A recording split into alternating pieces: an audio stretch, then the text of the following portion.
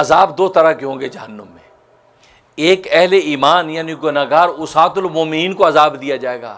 وہ عذاب مہین نہیں ہوگا، یعنی ایمان والوں کو جو جہنم میں ڈالا جائے گا وہ ان کو ذلیل اور رسوا کرنے کے لیے نہیں ڈالا جائے گا، بلکہ ان کو پاک کرنے کے لیے ڈالا جائے گا. جیسے میلے کپڑے کو دھوبی بھٹی کے اندر ڈالتا ہے اور بھٹی کے اندر اسے جلانے کے لیے ڈالتا، بلکہ بھٹی میں اس کے میل کچیل کو چھڑانے کے لیے ڈالتا ہے. جب میل کچیل سارا چھوٹ جاتا ہے اب ان کپڑوں کو نکالتا ہے.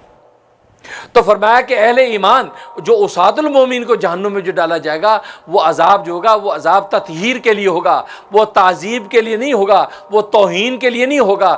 ہاں کافروں کو جو عذاب دیا جائے گا یہ عذاب توہین کے لیے ہوگا، ان کو تکلیف اور سزا دینے کے لیے ہوگا.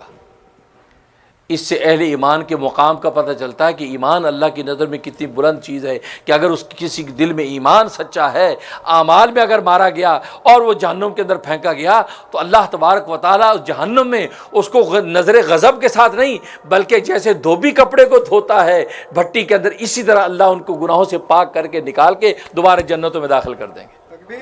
اللہ اکبر، اللہ اکبر. اس لیے